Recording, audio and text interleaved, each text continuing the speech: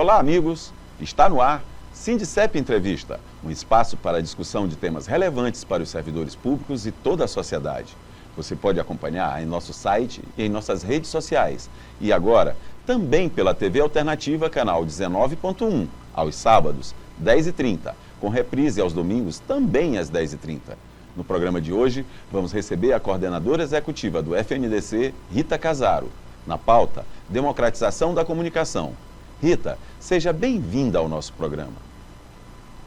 Obrigada, Ricardo. Eu agradeço pelo convite, pela oportunidade de estar com vocês discutindo esse tema da democratização da comunicação, que é muito importante, e é importante que todos os trabalhadores, a sociedade brasileira toda, preste atenção e se envolva com essa batalha. E também muito feliz em estar aqui num programa sindical.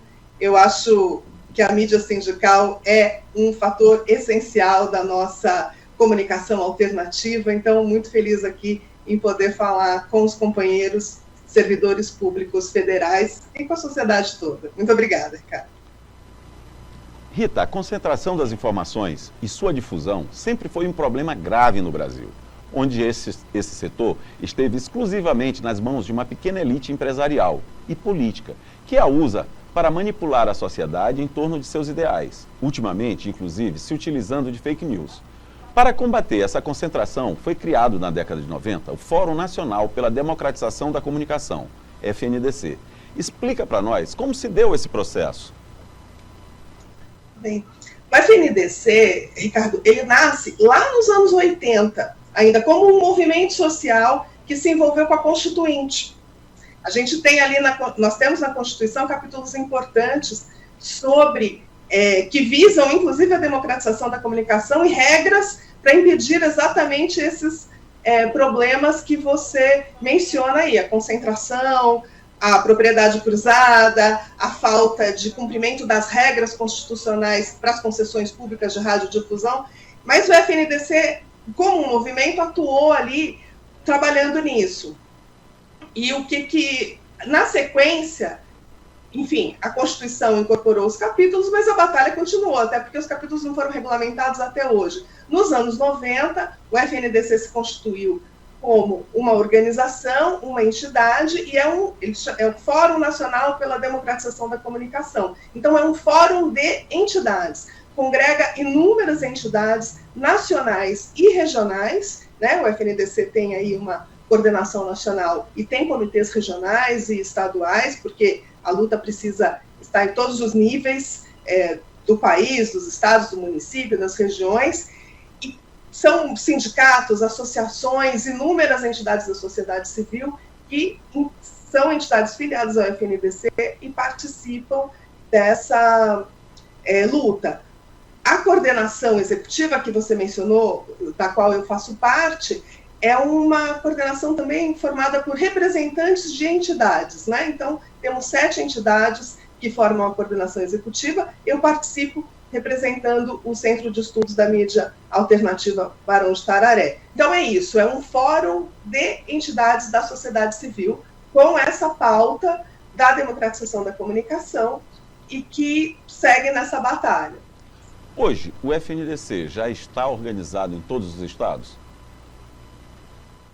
Ele está organizado em todas as regiões. Nós temos, por exemplo, 2 comitês regionais do Nordeste, que juntam alguns estados, mas pode, por exemplo, criar uma organização e uma luta própria aí no Maranhão, até para tratar das questões específicas, porque a pauta do FNDC, que envolve a comunicação pública, a comunicação independente, as mídias independentes, o direito à liberdade de expressão, essas questões, elas têm uma característica nacional, dos problemas que a gente tem no Brasil em relação a isso, mas você tem problemas locais, né? E você tem, por exemplo, no campo da comunicação pública, você tem as emissoras estaduais, você tem iniciativas locais das cidades, então é muito importante esse espraiamento da ação, essa capilaridade,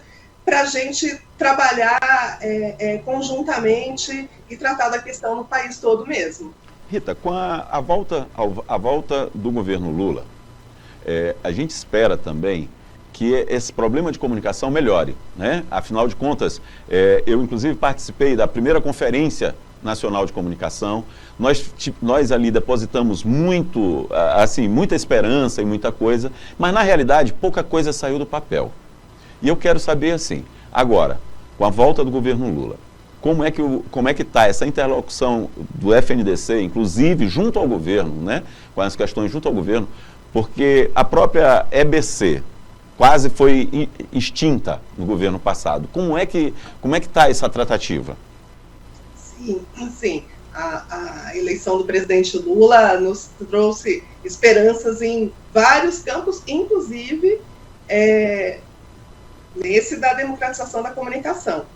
A gente tem, você mencionou aí a EBC, essa é uma pauta imediata que a gente tem levado, a FNDC tem levado ao governo, que é a reestruturação da comunicação pública, porque a EBC, já lá no golpe, em 2016, antes mesmo de iniciar a tragédia do governo Bolsonaro, quando o Temer assumiu, uma das primeiríssimas medidas do governo Temer foi acabar com o Conselho Curador da EBC, o que é o Conselho Curador? É a participação efetiva da sociedade civil na EBC, que é a empresa Brasil de Comunicação, que faz a gestão da comunicação estatal, mas também da comunicação pública do Brasil. Esse Conselho Curador foi extinto e a EBC em si foi sendo tratada como uma ferramenta do governo ali para divulgar... E não de Estado, né? Suas ações, não de Estado e muito menos pública, né? Porque é muito importante essa diferenciação. O governo tem que ter, sim, serviços de difusão de informação das suas ações, isso é importante mesmo, mas a comunicação pública é uma outra coisa e precisa ter participação da sociedade civil. Para além do Conselho Curador, que a plenária do FNDC tirou já no primeiro dia de discussão uma moção pela reinstalação do Conselho Curador, isso foi levado a instâncias do governo, a própria EBC, a SECOM, Secretaria de Comunicação, a parlamentares, o nosso coordenador geral, que é o Greg Admirso Ferro, e outros companheiros e companheiras do FNDC, têm feito gestões junto ao governo, levando essa pauta, que um ponto é a reestruturação da EBC como preocupação com o jornalismo e com a comunicação pública, né, o jornalismo dentro da comunicação pública, e essa discussão sobre o incentivo à mídia independente, né, porque tem ali uma questão que é a distribuição de publicidade do governo, de incentivos, de apoios, de programas, que se nós queremos democratizar a comunicação, nós precisamos acabar com essa concentração absurda, e isso a gente está falando só da comunicação tradicional, né? Um aspecto disso é regulamentar lá, pelo menos regulamentar a Constituição para acabar com as disfunções que existem nesse campo. Agora, o outro é incentivar a comunicação comunitária, a comunicação popular, a comunicação periférica, as iniciativas que têm a ver com o movimento negro, o movimento indígena, o movimento de mulheres, enfim, tudo isso faz parte da sociedade brasileira e são as maiorias, né? Sim, não são minorias. A gente não está aqui falando de, vamos falar de meia dúzia de pessoas. Não, gente, é para falar da maioria do povo brasileiro. É dar voz e vez ao povo brasileiro. Os trabalhadores, né? A classe trabalhadora é a maioria do povo brasileiro, esmagadoramente. Então, essas questões continuam na pauta, né? O FNDC tem uma campanha muito forte que é para expressar a liberdade de expressão, que tem a ver com isso, acabar com essa concentração. E hoje a gente tem essa dupla batalha. Nós não superamos a concentração da comunicação tradicional, digamos assim, e temos aí esse embate que você já mencionou também, em relação às plataformas digitais, né, que capturaram a internet para seu proveito como empresas privadas. Rita, vamos fazer um pequeno intervalo e já voltamos.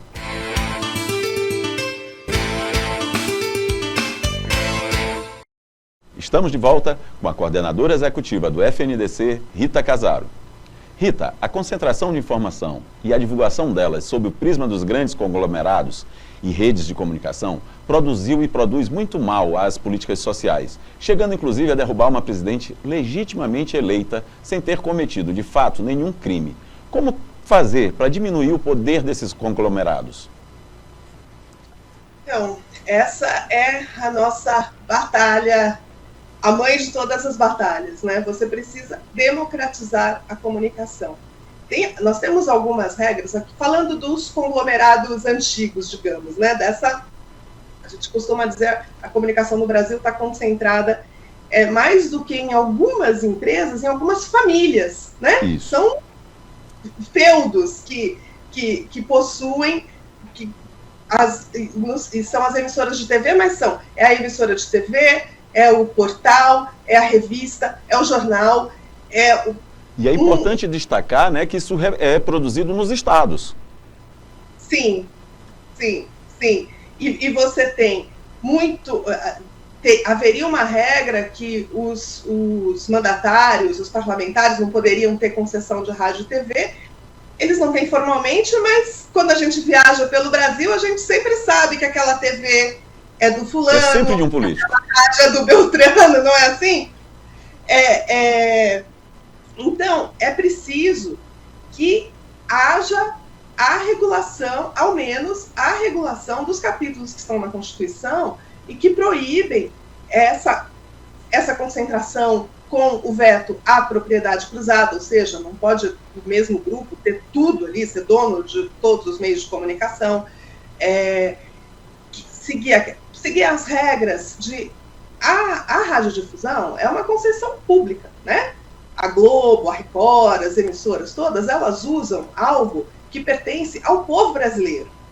Não pertence ao governo, não pertence ao povo brasileiro. Elas atuam como empresas privadas, mas usam uma concessão pública. Há regras para usar essas concessões públicas.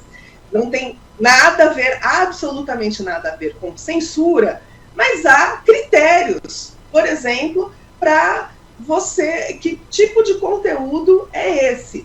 E uma batalha enorme, aí a gente falando do jornalismo, essa necessidade extrema que a gente tem de ter mais vozes falando, né? Você mencionou aí o golpe de 2016. Aquela ocasião, o nosso drama estava bem forte na comunicação tradicional, né? Digamos, Isso. A gente vê as emissoras de TV cobrindo aqueles atos que pediam o golpe, como se fosse dia de eleição, Copa do Mundo, né? Dando Torcedores, né? Era uma torcida mesmo. Metrô e etc., onde já se viu. E com um espaço, se não inexistente, muito reduzido para quem se opunha, para quem afirmava, olha, isso é política, não há nenhuma razão para impeachment, isso é uma tentativa de depor uma presidenta constitucionalmente eleita. Se as pessoas não estão felizes na próxima eleição, votem em outro candidato, mas não é assim que se faz, isso é completamente irregular. Isso foi feito com quem assistia a TV, lia os jornais, achava que era um processo absolutamente normal. Então você precisa ter muita gente produzindo e difundindo informação e conseguindo atingir as pessoas e tendo impacto. Precisa ter pluralidade, precisa desconcentrar. Isso é urgente, necessário e é a pauta que o FNDC defende aí desde os anos 80, 90 e segue. E isso a gente está tratando, né, da mídia tradicional, das mídias tradicionais. E após o golpe de 2016, isso se agravou, né, entrando por outras mídias, inclusive maciçamente com a internet. E a gente sente isso, falta regulamentação, realmente falta. E a gente tem que tomar cuidado com esse discurso, né, porque liberdade de expressão, ok, mas ela também te impõe certos cuidados e responsabilidades que a própria mídia tradicional tenta mascarar para continuar mantendo esse poder. E como fazer? Eu acho que eu fico realmente agoniado com isso, porque politicamente é difícil. Eu sei que é difícil a gente conseguir, porque a nossa classe política, principalmente de lá, de 2016 para cá, diminuiu, ideológica, a nossa classe política é ideológica. Então a gente está em desvantagem. Como é que o povo pode fazer isso sem depender tanto da classe política? Pois é, eu acho que uma coisa que a gente tem a fazer é, as pessoas precisam se informar, discutir, por isso que é tão importante, a gente tem que ter mobilização social, né? Tem que ter trabalho ali na base, é muito importante. A gente só fazer discursos, notas e etc., não resolve muito, tem que ter mobilização social de verdade. Hoje, isso que você mencionou, a gente teve, na eleição de 2018, a gente viveu o impacto do que a gente chama de fake news, da desinformação, na eleição. Eram as coisas mais estapafúrdias, corriam soltas pela internet, pelos aplicativos de mensagem, pelas redes sociais, e isso teve um impacto muito grande. Isso não foi vivido só aqui no Brasil, né? Houve experiências prévias lá na eleição do Trump nos Estados Unidos e no Brexit na Inglaterra. Foi uma manipulação feita via redes sociais para manipular a opinião pública de uma maneira completamente imoral, né? E precisa ser ilegal. A gente precisa ter uma regra que diga que isso, além de imoral, é também ilegal, porque atenta contra a democracia, nesse caso específico. Mas a gente tem aí coisas circulando pela internet que incitam a violência de uma forma gravíssima. Nós vivemos essa questão aí com o atentado nas escolas e a profusão de conteúdo incentivando essa violência na sequência, é uma coisa assustadora.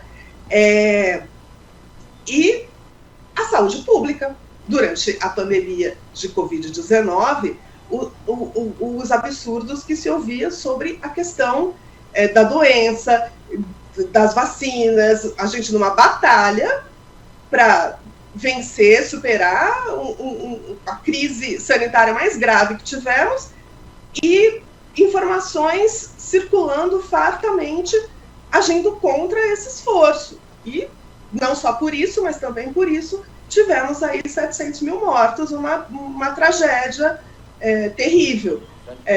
Sem contar todas as pessoas que adoeceram e vão ter sequelas para sempre, enfim. E se tivéssemos informação correta circulando, muito provavelmente teria havido um impacto positivo em relação a isso. A batalha nesse campo hoje é o projeto de lei 2630, que lamentavelmente apelidado aí de PL das fake news, mas é o projeto de lei que visa implementar a Lei Brasileira de Liberdade, Responsabilidade e Transparência na Internet. Eu acho que esse nome é importante, porque deixa claro qual é a intenção. Não tem nada a ver com censura, não tem nada a ver com controlar os usuários da internet, pelo contrário, é tornar isto mais transparente e correto. Rita, a gente vai fazer mais um pequeno intervalo e já vamos voltar para debater mais esse PL, que eu acho que é muito importante a gente discutir isso.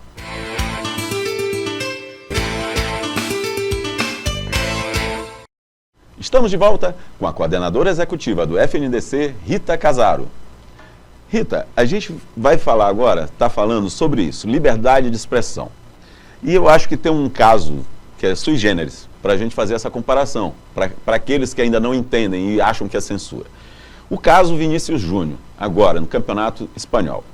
Quer dizer, um estádio todo gritando, cometendo um crime de racismo. Isso não é liberdade de expressão. Ah, mas é uma coisa do futebol. Não, não é. Então, aquilo que não pode ser feito normalmente, não pode ser feito de forma virtual ou em qualquer outro ambiente, não é isso? Com certeza, é isso. A liberdade de expressão é um direito humano e, no nosso caso aqui no Brasil, é um direito constitucional. No entanto, liberdade de expressão não é licença para cometer crimes, como você falou, racismo, misoginia, homofobia, incitação ao ódio não são liberdade de expressão, são crimes, precisam ser coibidos e punidos quando acontecem. E aí eu acho também, isso aí eu acho que é importante a gente colocar, que realmente a forma como foi chamado esse PL é ruim, porque ele realmente ele induz a pensar que é censura, né? Quando você fala, PL do fake news. Não, a gente tem que desmistificar isso realmente. É uma questão de responsabilização. E tudo aquilo que você pode dizer o que quiser. Agora, você tem que ser responsável por aquilo. E eu acho que é isso que a gente precisa, não é isso? Sim. Essa questão do PL, das fake news, por que esse apelido surgiu provavelmente? Esse projeto, ele teve origem no Senado em 2020, é um projeto de 2020, e ele veio exatamente no bojo daquelas fake news que circulavam sobre a pandemia. O projeto original do Senado, ele realmente tinha esse foco em coibir conteúdo que fosse desinformação e etc., mas ele tinha muitos problemas. Ele passou meio rapidamente pelo Senado e foi para a Câmara. Quando chegou na Câmara, ele passou por um amplo debate com as entidades que trabalham esse tema da democratização da comunicação, discutindo muito fortemente. Foram muitas audiências, muitas reuniões, muitos eventos debatendo esse projeto de lei, para exatamente tirar qualquer resquício que pudesse ter de algo que fosse censura, porque realmente é muito difícil você ficar dizendo que conteúdo é desinformação ou não é, quem é que vai falar. Então, foram criadas regras de transparência, né? Então, mais do que o que você coloca ali, publica na internet, é o comportamento ao fazer isso e, sobretudo, responsabilidades de prestação de contas para as plataformas, né? Então, elas não... O que tem em relação a conteúdo? Elas têm o dever do cuidado. Quando há conteúdos que realmente tem perigo iminente ali, tem alguém incitando um atentado numa escola, você não pode deixar aquele conteúdo circular. É como você disse, a pessoa está cometendo um crime ali.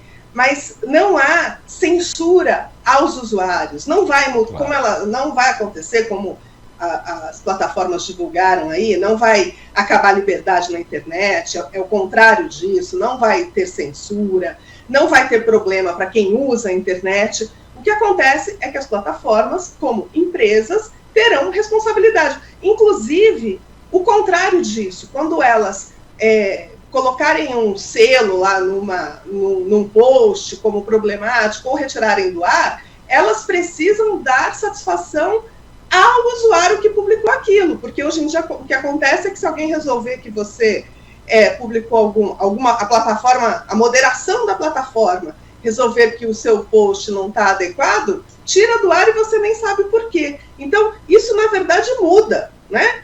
Então, não tem nada de censura no relatório que hoje está em debate na Câmara. Não tem censura. O que as plataformas têm é o dever do cuidado e o que traz é muita transparência.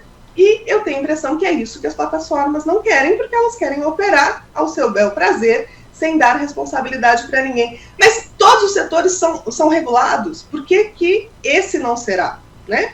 E eu acho que aí tem um agravante também, né? Porque as big techs, né? As detentoras dessas plataformas, elas ainda têm uma ferramenta que é muito perigosa, que é o tal da inteligência artificial, né? Que determina, te diz, o tal do algoritmo, que te leva para onde quer. Isso é muito perigoso, porque você escolhe uma faixa com quem você quer falar. Isso é muito perigoso. E há de ter uma transparência para isso também. Exatamente. Esses algoritmos não têm nada de neutros, né? Eles atendem aos interesses que as plataformas preferem atender naquele momento. Pode ser o interesse puro e simples de ganhar dinheiro com a publicidade que elas vendem ali na plataforma, mas podem ser as questões políticas, como foram nesses exemplos da eleição do Trump, do Brexit e, muito provavelmente, a eleição de 2018 do Bolsonaro aqui no Brasil. Isso precisa ter transparência em relação a isso, não é possível. A mediação de imensa parcela do debate público hoje é feito nessas plataformas. Muita gente até pensa nessas plataformas como uma coisa pública, né? Se você quer ter este papel, você precisa ter responsabilidade, não é terra sem lei, né? Não é salve-se quem puder, não tem. É muito sério isso, as consequências para a sociedade, para as pessoas, da informação que circula é muito relevante, então isso precisa ser tratado com a devida relevância. Portanto, assim, é fundamental que a gente aprove esse projeto de lei 2630, ele não resolve todos os nossos problemas, nem da comunicação em geral, nem só da comunicação pela internet, mas ele é um passo muito importante para civilizar essa seara. É muito importante mesmo, as pessoas devem prestar atenção nisso, acompanhar o debate, se manifestar, porque é do interesse da sociedade brasileira.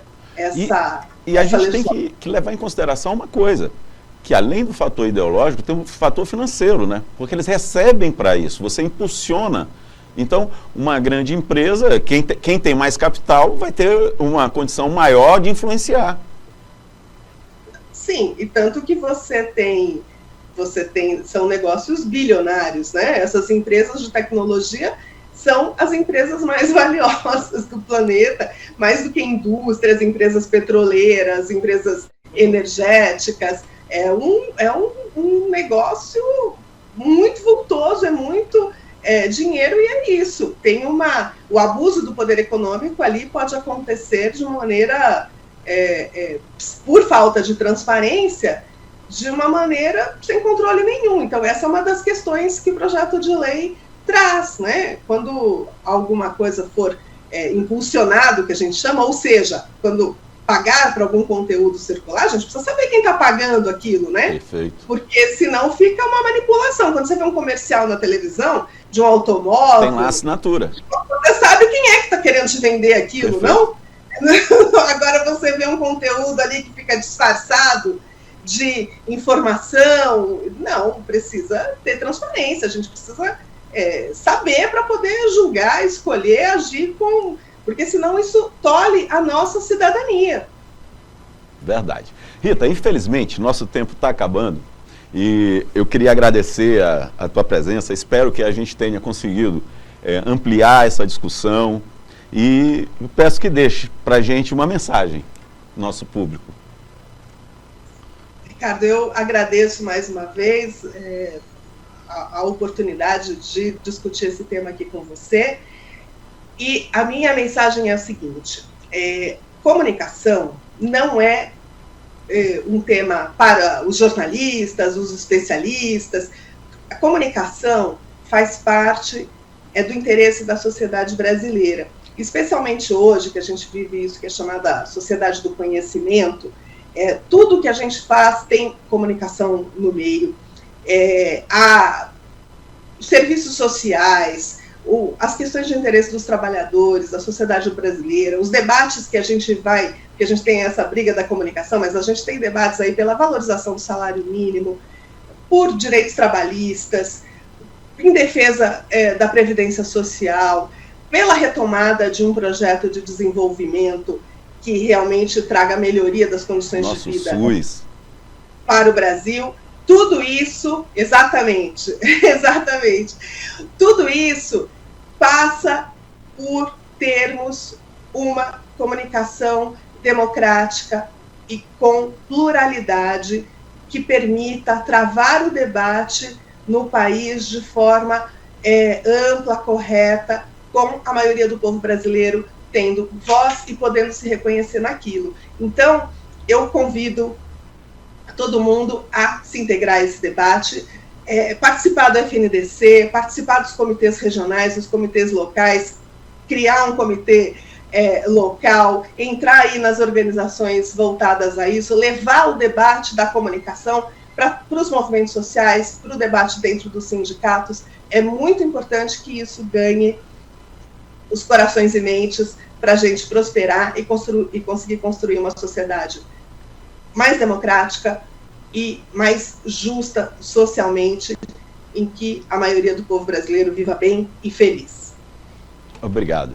Mais uma vez, queremos agradecer aqui a presença da nossa representante do FNDC, Rita Casaro. Agradecer também a companhia de quem nos assiste. Esperamos todos para a próxima edição do Sindicep Entrevista. Até lá!